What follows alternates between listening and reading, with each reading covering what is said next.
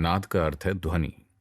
Sound एक सटीक अनुवाद नहीं है, पर अंग्रेजी में नाद के लिए कोई सटीक शब्द नहीं है। नाद साउंड से बढ़कर है। Probably अंग्रेजी में कोई सटीक अनुवाद नहीं है, पर ऐसे अनुभव हुए हैं।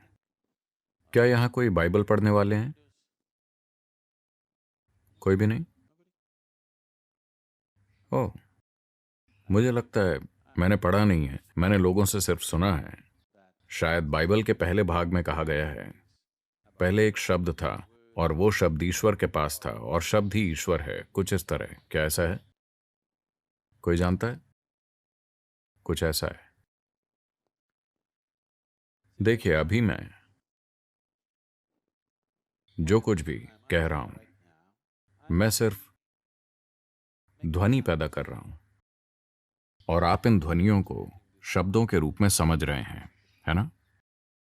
हाँ, वाकई मैं बस आवाज पैदा कर रहा हूं। मान लीजिए मैं कोई ऐसी भाषा बोलूं जिसे आप नहीं समझते, तो शब्द ध्वनि होगा और ध्वनि शब्द होगी, है ना? आपके अनुभव में अभी भी ऐसा ही है, पर आपको लगता है कि ये शब्द हैं, ये शब्द नहीं हैं, ये बस ध्वनियां हैं।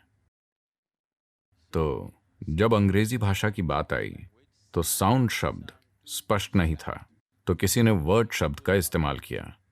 जो ध्वनि है वही मानव मन में शब्द बन जाती है, पर अस्तित्व में ध्वनि मात्र ध्वनि ही है ना? अगर इस हॉल में कोई मौजूद ना हो और अगर मैं बोलूं, तो इससे कोई फर्क नहीं पड़ता कि मैं कौन सी भाषा में बोल रहा हूं। जहां तक दीवारों की बात है, वो बस एक ध्वनि होगी।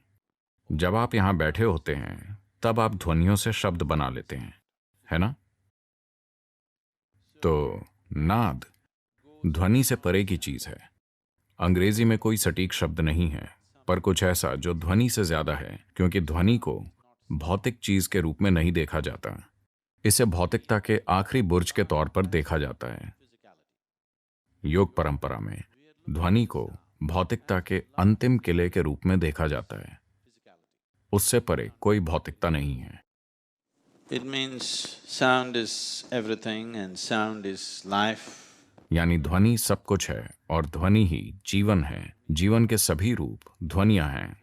ध्वनि का अर्थ है एक स्पंदन। आज आधुनिक भौतिकी अस्तित्व में हर चीज को मात्र एक स्पंदन के रूप में सिद्ध कर रही है। और धर्म और कर्म का अर्थ है, जो आपको उलझाता है वो कर्म है, जो आपको मुक्त करता है वो धर्म। दोनों ध्वनियां हैं। बंधन और मुक्ति है, ये दोनों ध्वनियां ही हैं। जिन्हें शिव और शक्ति कहा जाता है, वो भी ध्वनियां ही हैं। सब कुछ ध्वनि है। भौतिक सृष्टि की हर चीज ध्वनि ही है, क्योंकि हर चीज का एक स्पंदन है। जहां स्पंदन होगा वहां ध्वनि होगी। आप सुन सकते हैं या नहीं, बस यही सवाल है। पर ध्वनि मौजूद है। जहां कहीं भी स्पंदन है, वहां ध्वनि है।